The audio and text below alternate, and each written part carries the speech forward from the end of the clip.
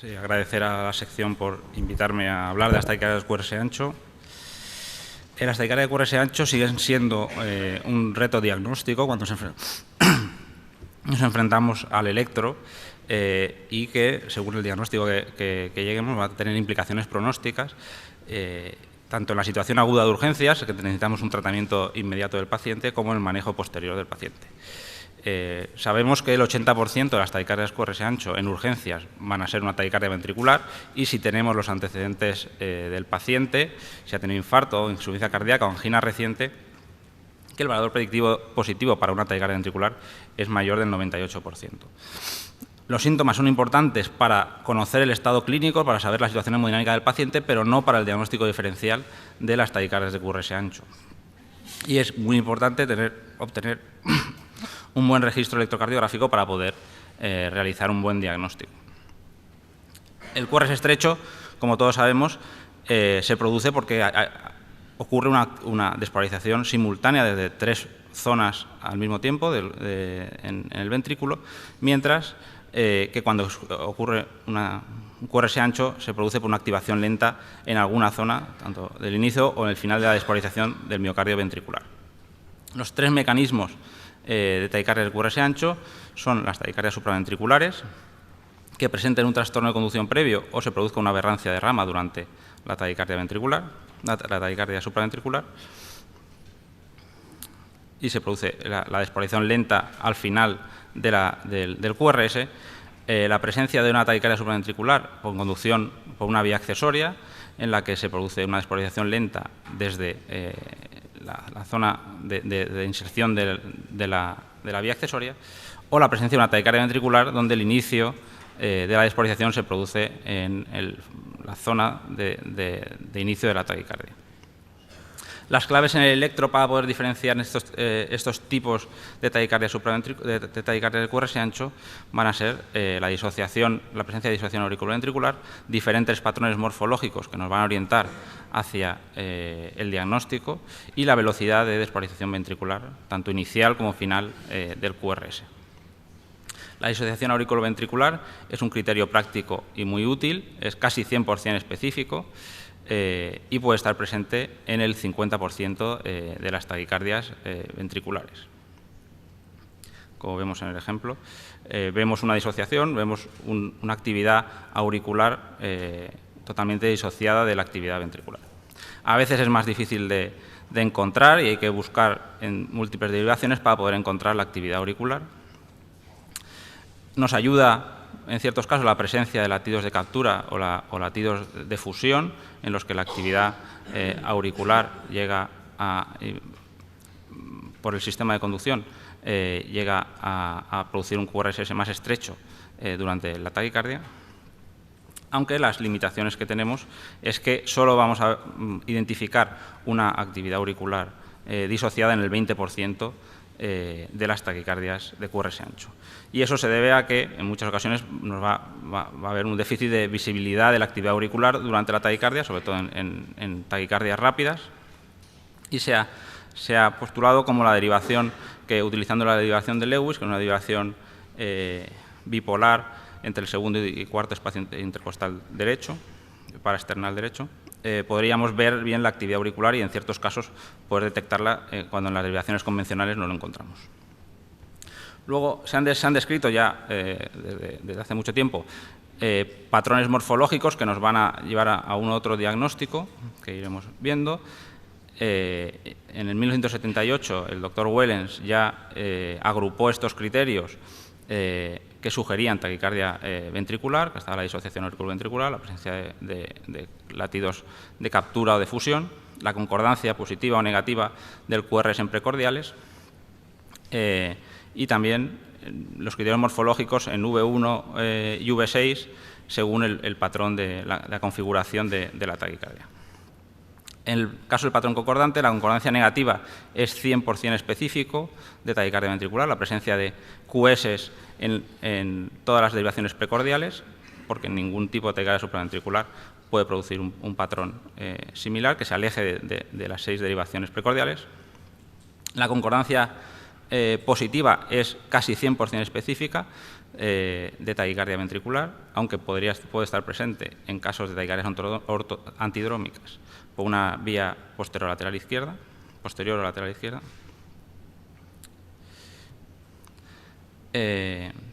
Y luego, digamos, ya están los criterios morfológicos un poco más complejos que vamos a ir viendo. En este trabajo de 1997, el grupo del doctor Almendral intentó calcular la especificidad de los diferentes criterios morfológicos que se habían ido describiendo para taquicardia ventricular en pacientes con trastorno de conducción intraventricular. Así vieron que el patrón, en un patrón similar a bloqueo de rama derecha, un QRS principalmente positivo en V1, cuando el patrón es una R inicial mayor que la R final, tiene una especificidad del 98% para el diagnóstico de taquicardia ventricular. Es muy poco frecuente que esto ocurra en un trastorno de conducción.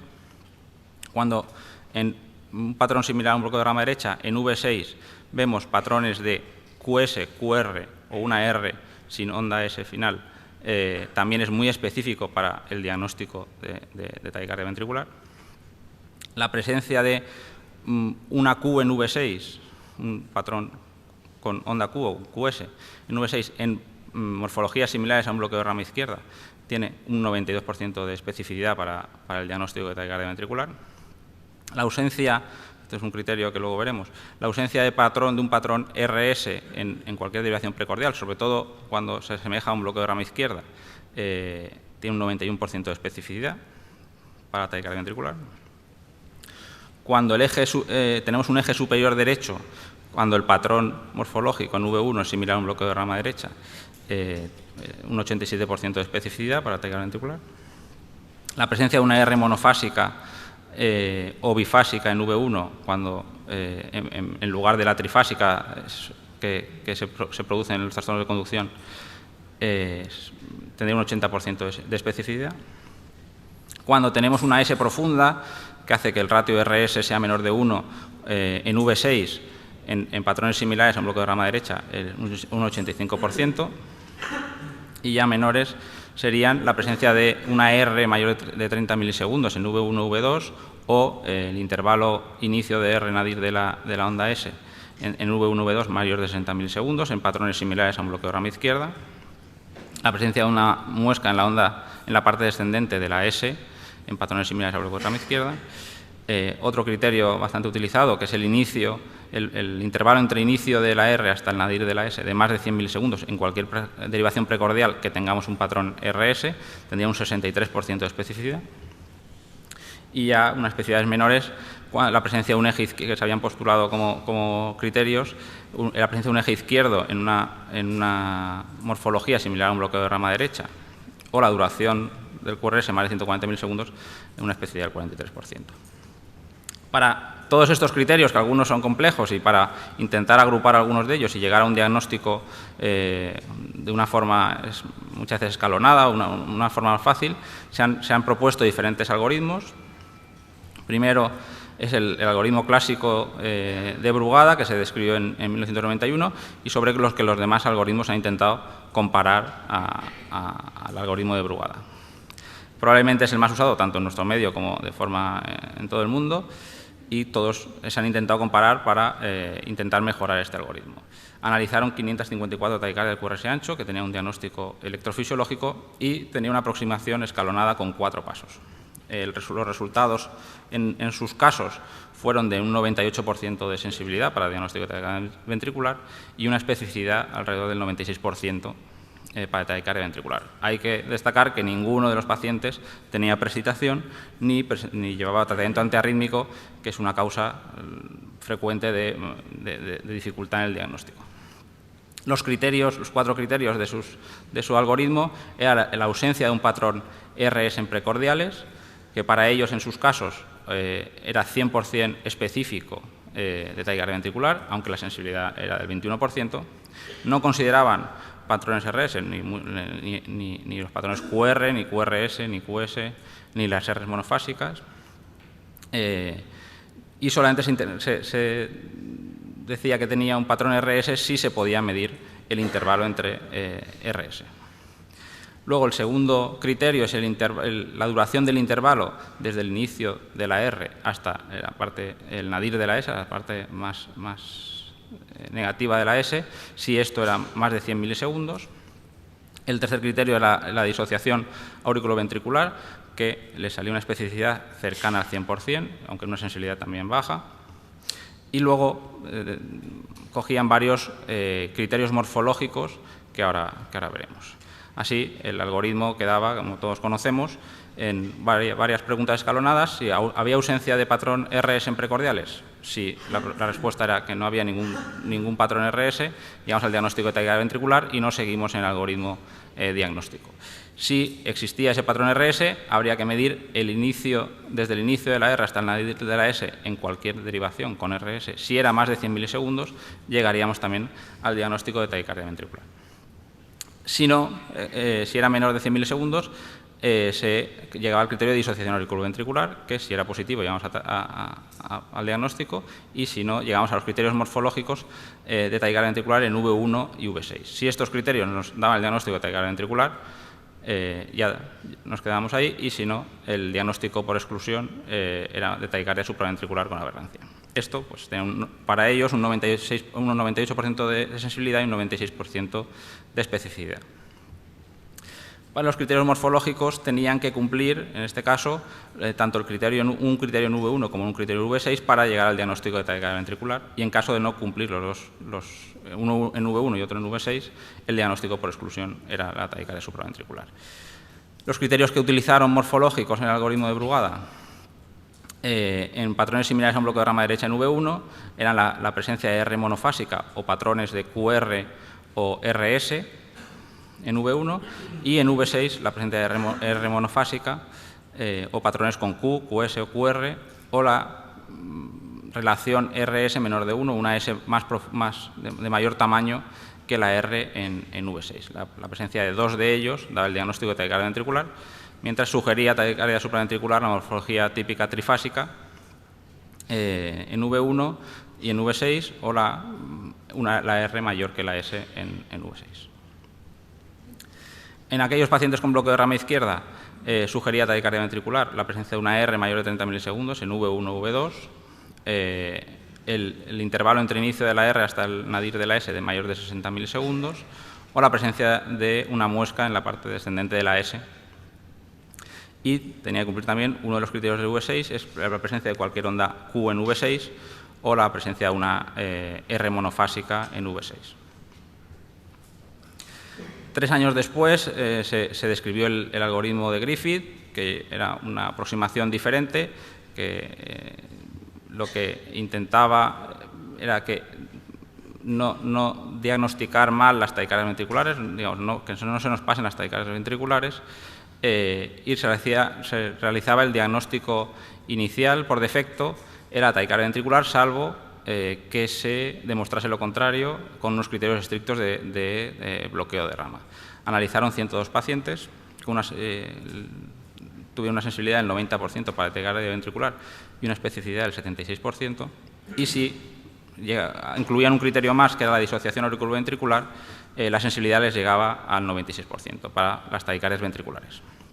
Entonces, lo que decían es que toda taquicardia regular de QRS ancho era una taquicardia ventricular, salvo que cumpliera criterios estrictos de bloqueo de rama derecha o bloqueo de rama izquierda. Estos criterios son los clásicos de la presencia de un patrón RS con R' mayor que la R inicial en V1 y un patrón con RS con una S más pequeña que la R en V6. Eso es el bloqueo de rama derecha. En el caso del bloqueo de rama izquierda, la presencia de QS o una RS con un intervalo de inicio de R al nadir de la S de menor de 70 milisegundos. Y en V6, una onda R sin presencia de ningún tipo de onda Q. En el año 2000 apareció el siguiente algoritmo, que es un algoritmo mucho más complejo, que no vamos a extendernos, que intentaba no llegar a un diagnóstico con un solo criterio, sino sumar la razón de probabilidad que habían calculado según estudios previos de cada uno de los criterios y hacer una multiplicación compleja con una asignación de una razón de probabilidad a cada criterio y llegando a un diagnóstico. Esto no vamos a extendernos porque es bastante complejo y poco útil.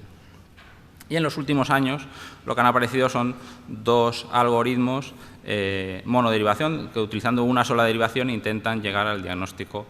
diferencial de las taquicardias de QRS ancho. El algoritmo que usualmente utiliza AVR se describió en el año 2008. Eligieron AVR porque podría ser la derivación más sensible para intentar diferenciar las taquicardias de QRS ancho, ya que en ritmo sinusal la activación normal siempre se aleja de AVR. Y en los bloqueos de rama también no hay activaciones iniciales que se acerquen a AVR. Sin embargo, en varios tipos de taquicardias ventriculares sí que pueden haber activaciones iniciales o globales del QRS hacia AVR. Cogieron 483 taquicardias del QRS ancho con diagnóstico electrofisiológico, incluyeron todo tipo de taquicardias y bloqueos de rama persistentes y toma de fármacos antiarrítmicos. Y su hipótesis era que la presencia de una R inicial dominante o la presencia de una R, una Q de más de 40 milisegundos o la presencia de una muesca en la parte descendente de un QRS negativo daría el diagnóstico de taquicardia ventricular. Y otro criterio, que sería el último dentro del algoritmo, es el ratio de la velocidad de activación inicial por la velocidad de activación final, que vamos a ver ahora. Este ratio determinaría la velocidad, si la velocidad de despolarización inicial de los ventrículos es más o menos rápido que la velocidad de despolarización final. En los casos de despolarización inicial más lenta daría el diagnóstico de taquicardia ventricular y en los casos de velocidad inicial más rápida daría el diagnóstico de taquicardia supraventricular. Y medirían, aquí están uno de los ejemplos del trabajo, medirían en los primeros 40 milisegundos, el primer cuadradito, el número de milivoltios de cambio en milivoltios y haciendo un ratio daría más o menos de 1. Así el algoritmo en AVR nos diría que inicialmente con una R predominante inicial en AVR daría el diagnóstico de taquicardia ventricular y no seguiríamos en el algoritmo. Si no existe R predominante inicial, veríamos si hay una onda Q o una R inicial de mayor de 40 milisegundos, daría también el diagnóstico de taquicardia ventricular. Si no es así, la presencia de la muesca en la parte descendente del inicio negativo, del QRS en AVR, daría el diagnóstico también de taquicardia ventricular. Y si no, ya llegaríamos, bueno, veremos, al criterio del ratio de la velocidad inicial por la velocidad, dividido por la velocidad final. Estos son los patrones con R inicial o con Q inicial con una R posterior, o el QS con la muesca o el QS con una despolarización muy lenta inicial, que darían diagnóstico de taquicardia ventricular y los demás de taquicardia supraventricular. Y el criterio del ratio, si fuese menor de 1, una velocidad inicial lenta comparada con la velocidad terminal, daría el diagnóstico de taquicardia ventricular. Y si no, se llegaría al diagnóstico de taquicardia supraventricular. Así, viendo solamente una derivación, podríamos ver que Rs principalmente positivas, de inicio positivo, o con un QR, daría directamente el diagnóstico de taquicardia ventricular. Sus resultados fueron que no era aplicable en el 0,2% de los casos, un 91,5% de precisión diagnóstica, un 96% de sensibilidad, y lo compararon también con el algoritmo de Brugada, diciendo que le salían unos resultados mucho mejores porque en su aplicación del algoritmo de Brugada los resultados no eran los del estudio original de Brugada. Las limitaciones que vieron ellos eran aquellos casos con infarto anteroseptal o que presentasen escaras en zonas ventriculares de activación tardía, las taquicardias fasciculares o las taquicardias que tienen la salida cercana al sistema His-Purkinje y pueden invadir de forma precoz el sistema His-Purkinje y dar una despolarización por parte del sistema His-Purkinje, o las taquicardias ventriculares rama-rama, el uso de fármacos antiarrítmicos de grupo 1 y las taquicardias preexcitadas. Y finalmente, en el 2010 apareció este último algoritmo que también es de una sola derivación, que solamente se fija en la derivación de 2 y que utiliza un criterio como discriminador de taquicardia de QRS ancho. Miden desde el inicio, en la derivación de 2, desde el inicio de la despolarización hasta el primer cambio de polaridad, tanto sea positivo como negativo. Ellos lo llaman el tiempo hasta el pico de la onda R en D2, pero digamos que también puede ser negativo. Y lo analizaron en 218 electrocardiogramas de taquicardia de QRS ancho con diagnóstico o electrofisiológico o por electrogramas. Y digamos que se basa en la diferente velocidad de conducción inicial en las taquicardias supraventriculares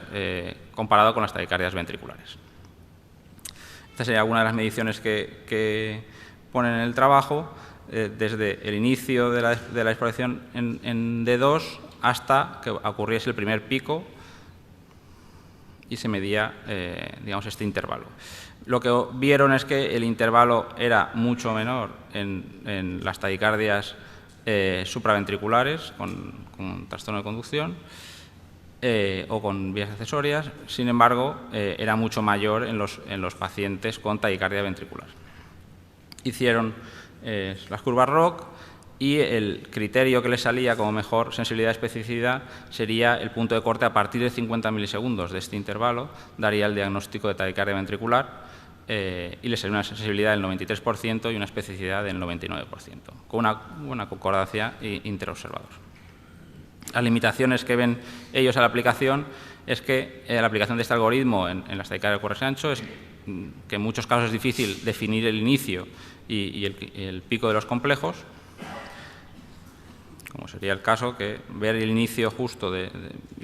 para medir en milisegundos a veces va a ser complicado. ¿Cuál de todos es mejor? Pues cada uno se ha ido comparando al de Brugada y han dicho que por lo menos, muchos de ellos han dicho que es mejor y otros que por lo menos son iguales que el de Brugada, que es el clásico. El año pasado hubo un trabajo que comparaba los 5 algoritmos, que en 260 electros con taquicardia de QRS ancho, que no excluían ningún tipo de taquicardia, con un diagnóstico definitivo, analizaron un cardiólogo y un electrofisiólogo con los 5 algoritmos cada uno de los electros. Y lo que vieron es que prácticamente ninguno de los algoritmos podían ellos obtener los mismos resultados que en los estudios originales y que observaban una frecuencia de discordancia entre los 5 algoritmos. Y solo uno de cada 3 de los electros se podía hacer con los 5 algoritmos el mismo diagnóstico correcto y que fuese concordante entre ellos. Lo que vieron es que, en cuanto a sensibilidad, el algoritmo más sensible era el de Griffith, que daba el diagnóstico inicial de taquicardia ventricular, salvo que se demuestre lo contrario, y el siguiente, el de Brugada y el bayesiano. Y claramente tenía una sensibilidad mucho menor del pico hasta la R en D2. Sin embargo, en cuanto a especificidad, claramente este algoritmo en D2 tenía un 82% de especificidad, mientras los demás, el siguiente era el Brugada y los demás estaban alrededor de un 50% de especificidad. En cuanto a precisión diagnóstica, el porcentaje de correctos diagnósticos, el que mejor precisión diagnóstica tenía era el algoritmo de Brugada y los demás eran un poco menores. Daban como posibles diferencias las diferencias de su estudio a todos los estudios originales en el tipo de pacientes que se habían incluido en cada uno de ellos y por eso podían salir resultados diferentes de sensibilidad y especificidad en la aplicación de los algoritmos. Y lo que concluían es que el algoritmo de Brugada era ligeramente mejor que los demás en cuanto a resultados, que parece que ofrece el mejor balance entre sensibilidad y especificidad, aunque los resultados son menores que en el trabajo original, que el criterio de intervalo entre el inicio de la R hasta el nadir de la S de más de 100 milisegundos en cualquier precordial era el que llevaba el diagnóstico en el 32% de los casos, y esto, como era el criterio menos específico de todos, hacía disminuir la especificidad del criterio, del algoritmo. Que el algoritmo de Griffith es muy fácil de usar, por solamente presentar 2 escalones, y que tenía una buena sensibilidad, aunque lógicamente tenía una especificidad muy baja y diagnosticaba mal muchas taquicardias supraventriculares. Que el algoritmo bayesiano no demostró ser mejor que el algoritmo de Brugada y era muy complicado de hacer. Que el algoritmo de VR tampoco, aunque en el estudio original salía que era mejor que el algoritmo de Brugada, no en este estudio no demostraba ser mejor que el de Brugada, y que también en ciertos casos fijarse solo en tener un OVR no podía dar un diagnóstico porque no se podía aplicar por baja amplitud un QRS multifásico en AVR. Y que hasta un 50% de los casos el diagnóstico se tenía que hacer con el ratio entre velocidad inicial y velocidad terminal, y esto era en muchos casos complicado o difícil o imposible. Y por último, el algoritmo en D2 era el que, en cuanto a su aplicación en sus casos, tenía mayor discrepancia entre los resultados que se habían publicado previamente, pero que era un criterio interesante porque presentaba una especificidad mucho mayor que los demás algoritmos, y que incluso ellos, si aumentaban el punto de corte, el nivel umbral para diagnosticar la taquicardia ventricular a 75 milisegundos, llegaría a una especificidad del 98%, aunque lógicamente bajaría la sensibilidad. En todos los algoritmos y en todos los criterios sabemos que las limitaciones van a ser la presencia de fármacos antiarrítmicos, la presitación, las taquicardias ventriculares que o utilizan el sistema de conducción o lo despolarizan muy inicialmente. Y podemos concluir que el diagnóstico de las taquicardias de QRS ancho siguen siendo un reto diagnóstico, que lo que deseamos en el momento agudo, en las urgencias, es tener criterios de alta sensibilidad, y con ello el de Griffith y también el de Brugada tenemos una alta sensibilidad. Posteriormente, para un diagnóstico definitivo, existen criterios de alta especificidad o algoritmos con mejor especificidad que podremos aplicar, que ningún algoritmo es infalible, porque todos tienen sus problemas y sus limitaciones, y hay que conocer estas limitaciones para poder aplicarlos. Muchas gracias.